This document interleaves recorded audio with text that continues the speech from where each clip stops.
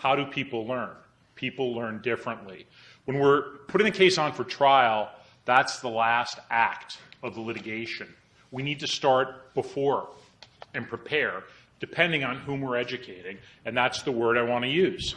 Now, I said earlier that I met Mr. Bouguet in a trial tactics course, and the guy who taught the course, a very good lawyer, his ego might fill this whole room, but he was a very good lawyer, and he said that before you can convince anybody of anything, you first have to convince yourself. So when you're educating whomever we're going to talk about for the next hour, you first have to educate your case. What is this case about? And I would argue there's a simple format that every case falls into. A, B, C. A is how things were supposed to be. B is the wrongdoing. C is how we rectify the wrongdoing. If you take that as your basic format, that's how everything should be put together.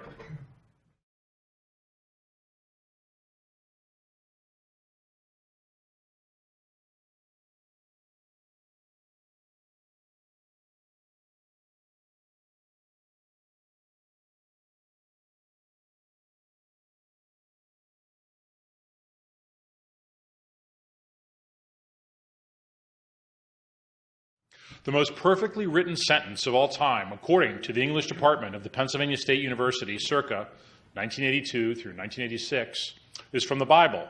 And the sentence is, Jesus wept. Now, forget for a moment about the substance of it. There's no fat in that sentence. We know what happened. We know to whom it happened. That's the perfection you're going through in presenting your case. Over time, what you want to do is remove. Not add, remove. So in preparing the case for trial, you start with as wide as possible, then you want to narrow it down, hone it to Jesus wept. Why is that? Because nobody cares. The paid mediator or arbitrator maybe cares because they're being paid, but they don't care. They have a case coming through. The judge certainly doesn't care. The judge is angry, bitter, malicious, envious, focused not on substance, not on content, what judges are focused on, shapes.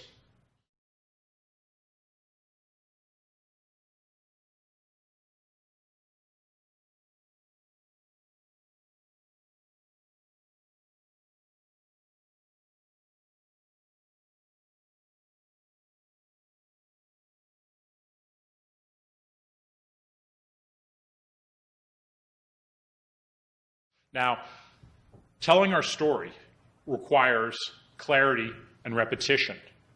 Mr. Dwyer, who is a graduate of the Blank Rome University, as I am, when we worked together, many people loved to hear the sound of their own voice. Loved it, and they would give you advice, whether you asked for it, whether you needed it, because they were all geniuses. You asked them. They had a saying at Blank Rome, which is that when you're in litigation, you are on stage. This is your spotlight. Be brief, but squeeze every drop of the spotlight out. Everything's important. So be brief, but remember, any opportunity you have to present your case, present your case. And that is the Blank Rome style of litigation. I'm going to guess it was from Mr. Rome, actually, Eddie Rome. But so in federal court, who are we pitching to? We have judges. We have a deputy clerk. We have a law clerk. We have a jury. We have magistrates. Let's talk about the judge, the ultimate fact finder in federal court. On average, a judge serves 10-year term. It's a lifetime appointment, and they have a variety of functions. What do they want to hear? Do they know this area of the law? Are they willing to learn this area of the law? How receptive are they to you? How much patience do they have? What's their story? The deputy clerk. In the way I like to litigate, my practice is very motion-oriented. I like paper. And I think that's the best way to get stuff across. You're going to have to deal with a deputy clerk. Are they going to accept your paper? Are they going to deal with you? Are they receptive? Every federal courtroom is a fiefdom. And the way one judge does it is not the way another judge does it. The next and most important part of the federal system is the law clerk. Law clerks tend to be appointed for a year or two, and they are at the sweet spot. That's who I call. That's who I want to talk to, because that's whom I want to persuade. Anybody else was a law clerk? Before judge? Anybody a federal law clerk?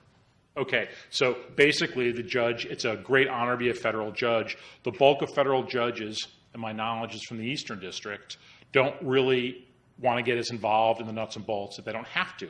So frequently the law clerks read all the briefs. Frequently the law clerks give a short, concise presentation to the judges, and more frequently than not, the law clerks write the opinions. They're signed by the judge, but it's more often than not. Does your experience differ?